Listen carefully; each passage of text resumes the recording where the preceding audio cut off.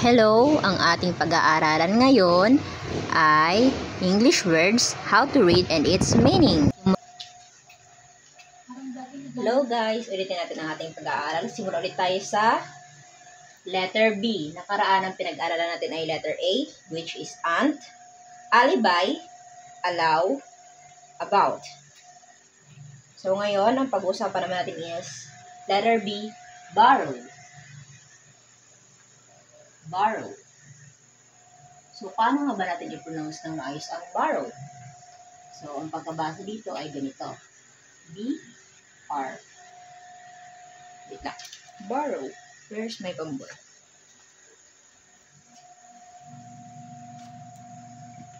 Ayan. Borrow.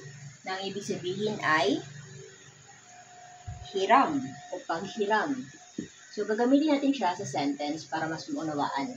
So, the word or the English word is borrow o ang pagkabasa ay borrow. Gamitin natin siya in sentence. Can I borrow your pen? So, ang word natin is borrow. Can I borrow your pen? So, pwede ko bang hiramin ang iyong pen? Or can I borrow? Borrow. Borrow your pen. So, next nating word is beard. So, paano nga ba basahin ang beard? O ano ang spelling ng word na beard? Beard. Ayan. Beard. Ganito natin siya basahin. Ang word na ito ay binabasa ng ganito. B-I-Y-R-D or beard. Beard. Na ang ibig sabihin ay balbas. Ayan. So, kung gagamitin natin siya sa isang sentence, ganito ang paggamit natin. My father has a beard. My father has a beard. My father has a beard. Ang ating word ay beard, which is balbas.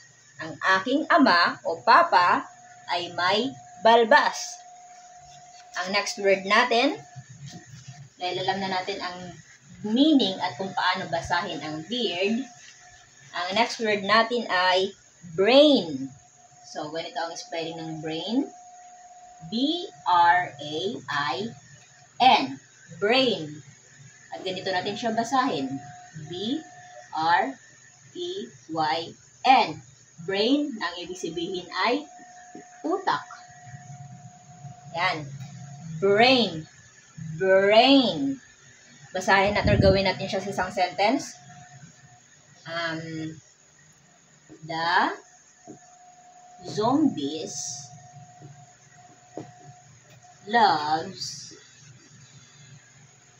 to eat brain. Ayan. The zombies loves to eat brain. Ang mga zombie ay mahilig o gustong kumain ng utak or brain. Ayan. Next. Next word natin is brown.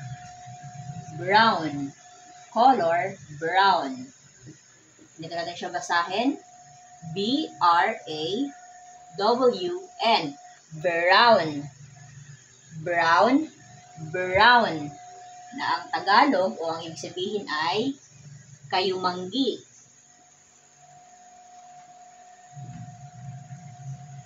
Kayumanggi. So, gagamitin natin siya sa sentence. Filipinos has a brown color. or skin color. Gamitin yung skin color. Skin color. Ayan.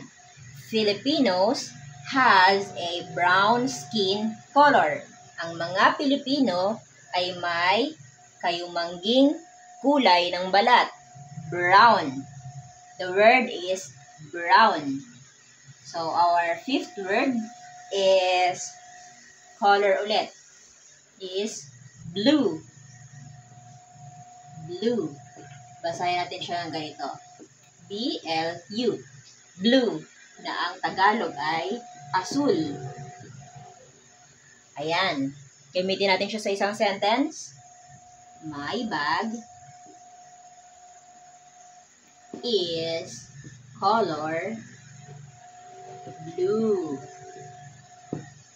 Ang word natin ay blue.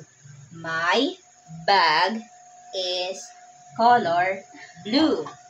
Ayan. So, ngayon, ang ating words of the night, dahil gabi na, ang words natin is, word number 1, borrow.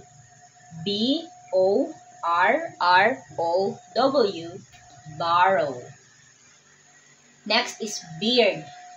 B-E-A-R-D. Beard. Next is brain. B-R-A-I-N. Brain. Next, brown. B-R-O-W-N. Brown. And the last one is B-L-U-E. Blue. Ayan.